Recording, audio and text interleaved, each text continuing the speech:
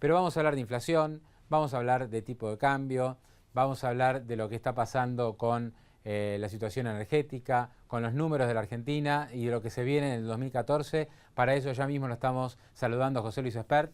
Caballero, felicidades. Bueno, Pablo, ¿Cómo estamos? ¿Bien? Bien, bien, muy bien. No nos amargues las Navidades, te pido por favor. Que te mienta entonces.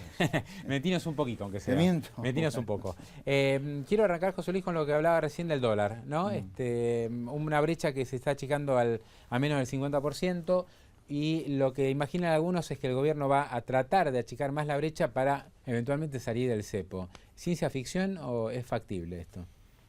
Yo te diría, si no haces un ajuste fiscal para evitar perder una cantidad innecesaria de reservas al desarmar el cepo, me parece que sí lo podrías hacer, pero me parece que mucho antes de desarmar el cepo tenés que hacer un programa que baje sustancialmente y de manera sostenible la emisión monetaria, para lo cual algún ajuste fiscal tenés que hacer, salvo que estés dispuesto a endeudar mucho al Banco Central para que salga a absorber pesos, ¿no?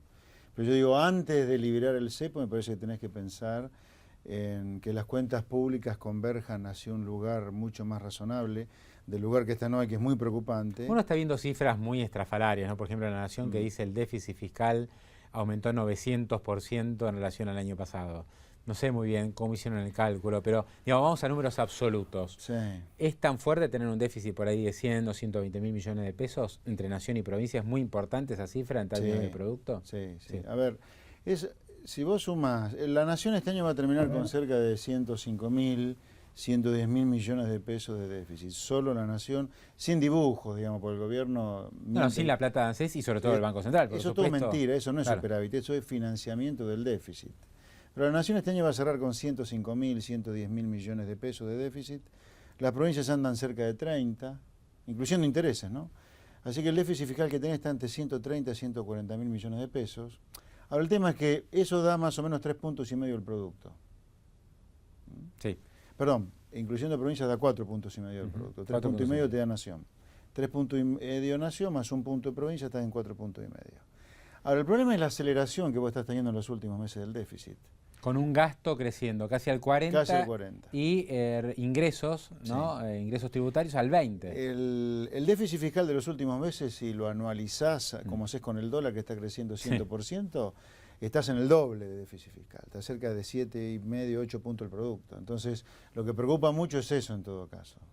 Vos antes de liberar el mercado de cambios, deberías pensar en cerrar mucho más el déficit fiscal. Que te diría que el déficit de caja es mayor que ese todavía, porque el gobierno paga las amortizaciones como si fuera un gasto más, porque ha decidido no endeudarse y rifar las reservas. Así que si le agregas las amortizaciones de deuda, que son un egreso de caja más, hoy en lugar de estar en 4,5 puntos del producto, estás en casi 6 puntos del producto. ¿Por qué está cayendo tanto? ¿Por qué cae tanto la recaudación en términos reales? Porque estamos con ingresos tributarios globales aumentando entre el 20 y el 22%, con la inflación que ya estamos viendo los últimos datos, crece al 27%, o sea, hay una caída de casi 5 puntos en términos reales. Y mira, lo que te ocurre es lo que se sabe que ocurre en etapas de alta inflación, son los rezagos fiscales. Vos recaudás hoy en parte del gasto realizado durante el periodo pasado. Entonces, por definición, en un contexto de esta inflación, te van a crecer algo menos de lo que crece el gasto público. Acá lo que tiene que frenar es el crecimiento del gasto público que tenés, es una locura. Es el gasto público más alto de la historia argentina. Pero no aumentó el gasto por las elecciones, dice, bueno, 40% fue en octubre. Bueno, octubre fue un mes electoral, siempre hay excesos. Pero septiembre también creció más. También, 2 meses. Y noviembre creció 37. Noviembre también se está 37. manteniendo. Está creciendo mucho el gasto público y claramente no tiene que ver con las elecciones. Lo que pasa es que... Pero hay forma de bajarlo. Cuando viniste la última vez hablamos mucho de los subsidios, y ahora vamos a pasar al tema de subsidios y electricidad, que es uno de los sectores subsidiados justamente. Digamos, tocando un poco los subsidios, ¿hay de dónde ajustar otras partidas sin generar un problema social? No, es difícil. Es muy difícil. Por eso hay que ser muy duro con el aumento del gasto público en la buena. Porque en la mala, el cuento empieza a ser que parte cierto son los costos sociales del ajuste. Lo que no sobró antes no se va a poder recuperar. Cuidado, primero, ajuste hoy ya hay. Hay ajuste en el sector privado y muy fuerte. A la gente le cuesta llegar a fin de mes con esta inflación. Las empresas no están invirtiendo casi nada, a la luz de los números de actividad económica es claro, como consecuencia que les queda poco resto después de pagar impuestos para poder invertir. Así que ajuste hay y costos sociales hay. Eso hay que tenerlo bien presente. ¿Por qué? Porque la clase política es muy bicha a la hora de plantear los costos sociales del ajuste cuando yo le digo bajar el gasto público. ¿Por qué bajar el gasto privado con un impuestazo como ocurre hoy tiene consenso social y supuestamente no tiene costo social, pero bajar un peso de gasto público sí? ¿Por qué? ¿Por qué esta sociedad avala tan ligeramente las bajas de gasto privado con estos impuestazos y cada vez que se habla de baja de gasto público parece ser que va a estallar el país? Creo que porque los políticos son una corporación que funciona muy bien. Ese es un verso, ¿no? es un cuento, tengámoslo en claro, que es su negocio. Está toda su clientela trae el gasto público. 3 millones de empleados públicos, 6 millones de jubilados y 4 millones de beneficiarios de planes. Ahora, una cosa son los costos sociales o los ajustes, siempre hay costo social del ajuste, hoy lo está haciendo el sector privado de manera cada vez menos silenciosa, a la luz de los problemas que ves con los saqueos, pero no es mentira que los costos sociales solamente aparezcan cuando el político tiene que enemistarse con su clientela. Hoy ya hay costos sociales del ajuste y cada vez menos silenciosos, tengámoslo claro eso, ¿no? Hablando de gasto... Además, perdóname, sí, Pablo, es importante decirlo, creo que los que estamos en el sector privado debemos ser claro en esto. El problema fiscal no son los subsidios. ¿Tenés que eliminar los subsidios de a poco? Por supuesto que sí, porque no es sostenible el derrumbe que hay en la producción de energía como consecuencia del desastre que tenés en materia de precios.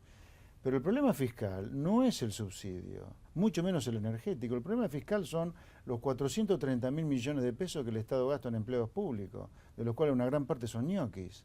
O son los 200.000 millones de pesos que hay de la patria contratista, los proveedores de servicios públicos o los que hacen obra pública.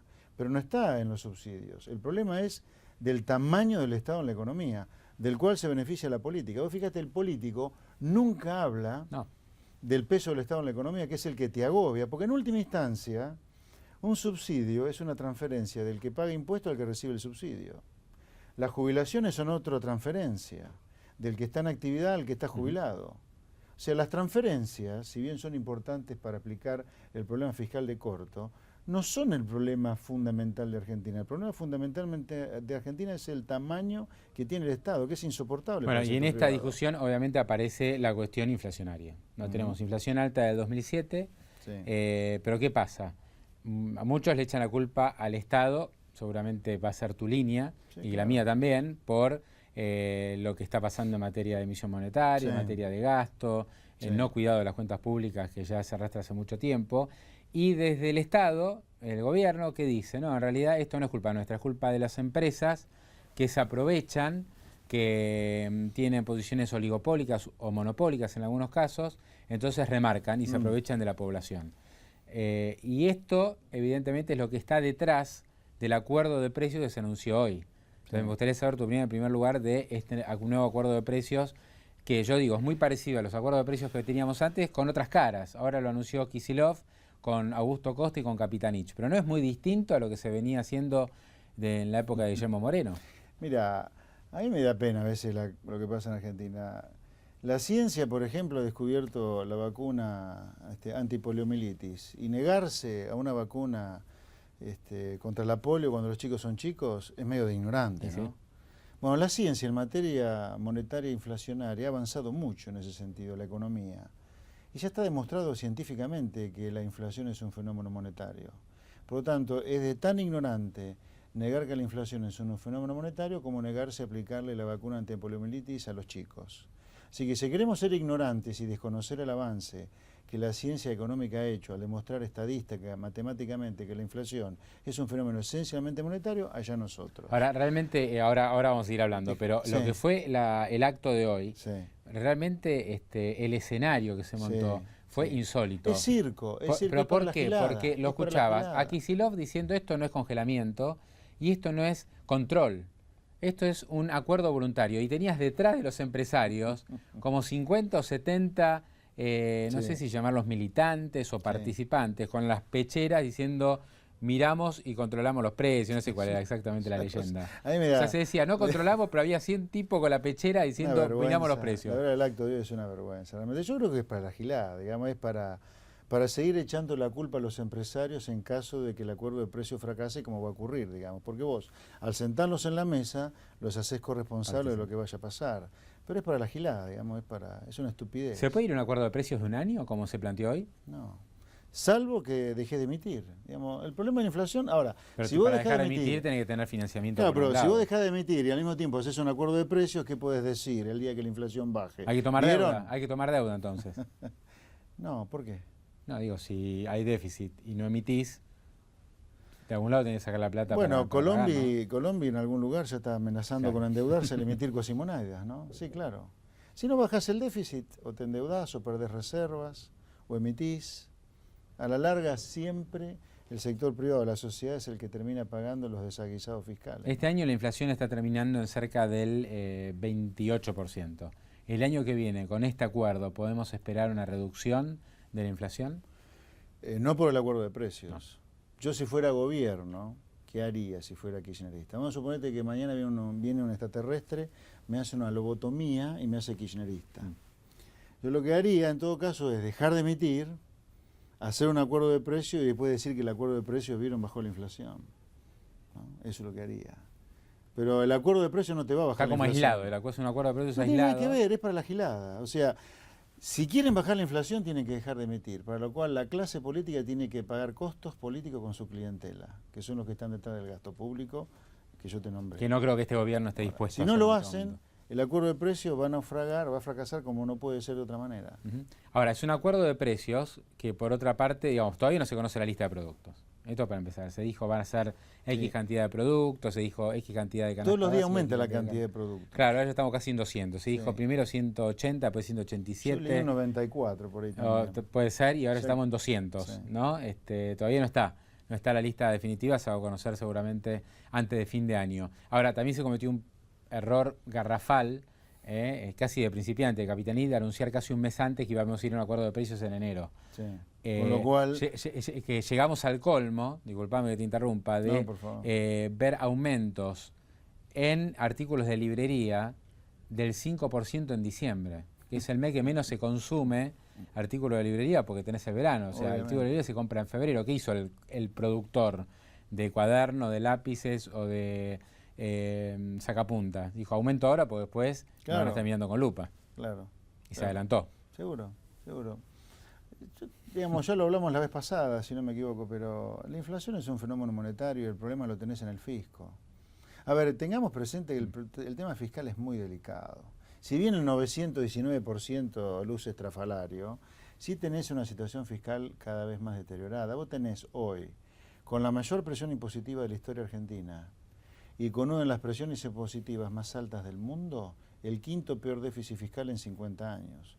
O sea, en medio siglo, el Estado nunca tuvo, es el quinto peor déficit que hay. ¿Estamos peor que la convertibilidad? No, todavía no. El peor déficit de la convertibilidad fue en el año del fin de la convertibilidad, que fue 2001, tenía 5.4 de déficit, ya tenés 4 puntos y medio. Claro, es un punto más. Pues sí, 0,9 puntos menos hoy que en el fin de la convertibilidad, pero la recaudación de hoy es 10 puntos superior del producto de la convertibilidad. 1 billón de pesos más se está recaudando hoy. Vos deberías tener 4 puntos de superávit hoy en lugar de tener 4 puntos y medio de déficit. Acá lo que se ha hecho en materia fiscal, Pablo, es un desastre. Pero es un desastre no solo porque aumentó mucho la recaudación y tenés déficit, sino porque además, ¿qué persona ve que el gasto público es algo? Vos pagás impuestos y no ves nada. No, ahora el 2014 lo ves como un año que vamos a, digamos, un poco más de lo mismo, es decir, un poco más de inflación, un poco menos de crecimiento, un tipo de cambio que seguramente no se ajustará de acuerdo a la inflación, ¿o ves algo más grave?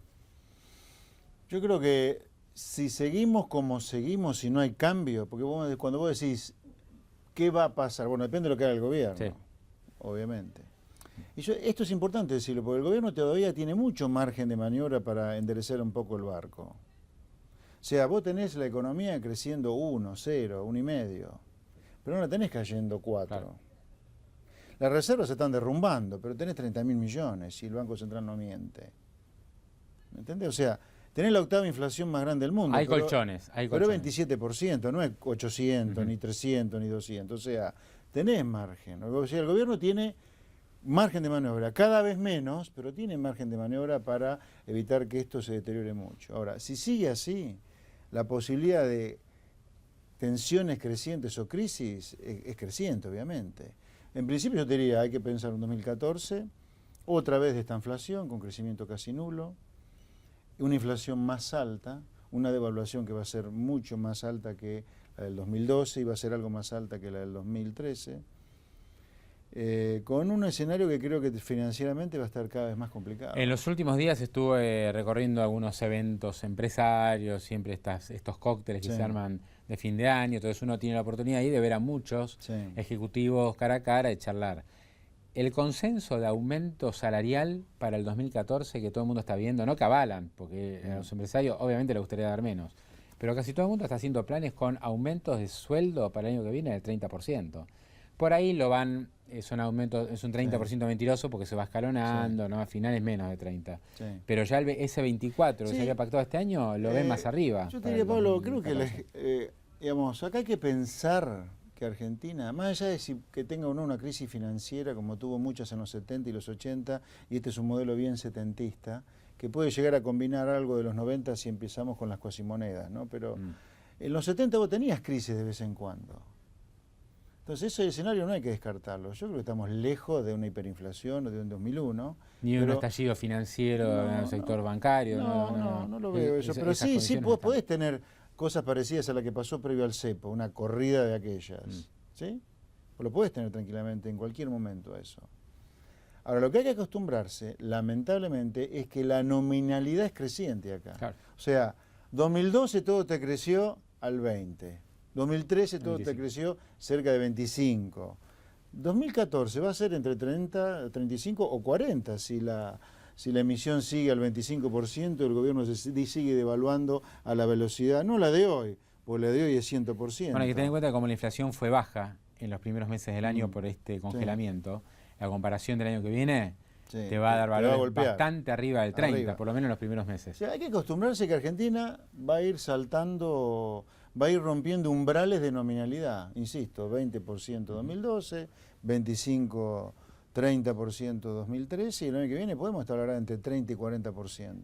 Se plantea un acuerdo. Con una situación social cada vez más tensa y con una situación financiera cada vez más delicada. Digamos, va a ser un año, creo, de mucha conflictividad, ¿no? Ya lo estamos viendo en diciembre fue apoteótico en ese sentido, ¿no? Creo que a mí me llamó la atención. Es un adelanto de lo que se viene. Sí, independientemente del año del cual hablemos, porque cronológicamente a veces es difícil acertar exactamente cuándo van a pasar las cosas, sí vamos a 2 años muy complicados y no hay que descartar situaciones financieras muy tensas, ¿no? Como ya lo hemos tenido. ¿Te acordás el año pasado? Entre diciembre y marzo el dólar paralelo pasó de 6 a 10, después lo pararon. Sí, ahora lo están como dominando, ¿no? Ahora fueron inteligentes, creo que están haciendo algunas cosas inteligentes desde el punto de vista cambiario.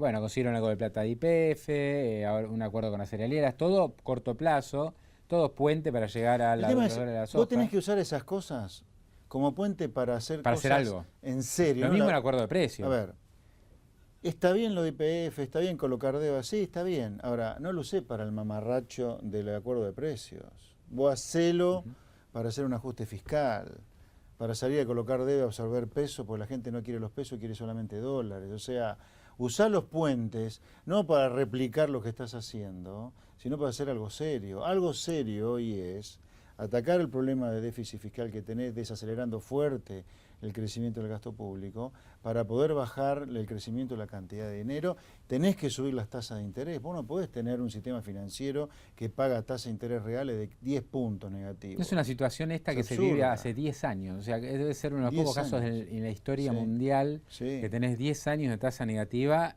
sin haberte comido un desastre desde el punto de vista de corrida cambiaria, ¿no? No, bueno, sí, yo diría ahí, bueno, hay otros temas muy financieros dando vuelta, pero sí, es una situación muy particular que no se sostiene más ya.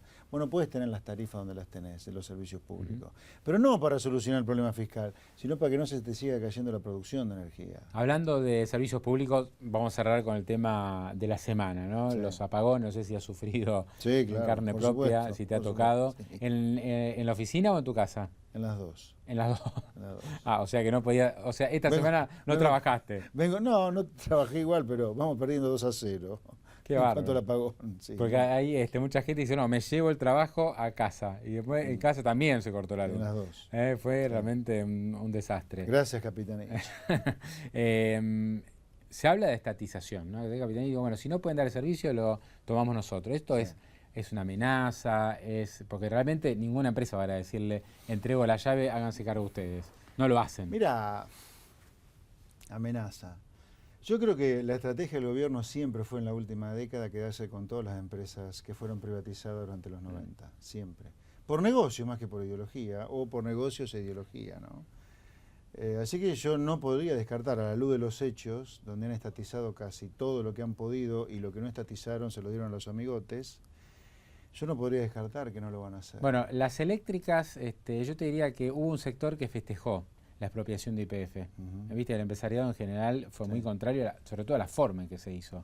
Hay un sector que le tiene que agradecer al gobierno haber expropiado YPF, que son las compañías eléctricas. Claro. Porque el gobierno tenía decidido expropiar las empresas eléctricas y quedársela, porque ya era absolutamente inviable, como era inviable lo que está pasando con el manejo del sector ferroviario. Y después de la expropiación de YPF fue tan fuerte la reacción internacional, que veía a un gobierno que iba a ser más chavista todavía que Venezuela, que lo que pasaba en Venezuela, que tuvieron que frenar. Entonces se salvaron. Sí, pero yo creo que el gobierno le tiene ganas. Yo creo que el gobierno claramente le tiene ganas. El gobierno hay que pensarlo, que por una cuestión de negocios, ideología, cree en que el Estado es factor de crecimiento y de redistribución. A pesar de que en Argentina el Estado es un desastre, hay gente que además del tema de negocios, porque corrupción hay, cree realmente que el Estado es un gerenciador. Viste que Kicillof tiene la frustración que se cayó la Unión Soviética porque no existía el Excel en esa época. Realmente creen en esas cosas, creen que ellos pueden controlar todo desde una consola. Para gobiernos como este, los seres humanos somos como los humanos en la Matrix, ¿viste la película? Totalmente. En la Matrix el ser humano era un proveedor de energía nada más, estaba bien esa cápsula, ¿te acordás? Bueno, para estos gobiernos el sector privado es eso nada más. Y por lo tanto yo no descartaría que quieran estatizarlas. Hoy creo que es un poquito más de amenaza que de realidad, pero a la larga no tengo la menor duda, por lo que vos contabas recién incluso, ¿no? Que estaban al borde de caer en manos del Estado antes de la estatización de YPF. José Luis Espert, te agradezco muchísimo que te hayas acercado aquí en el día de hoy, en este día tan particular, aparte con tanto calor y muy cerquita de la Tórrido. Un gusto, Placer. Muchas gracias. Felicidades. Igualmente.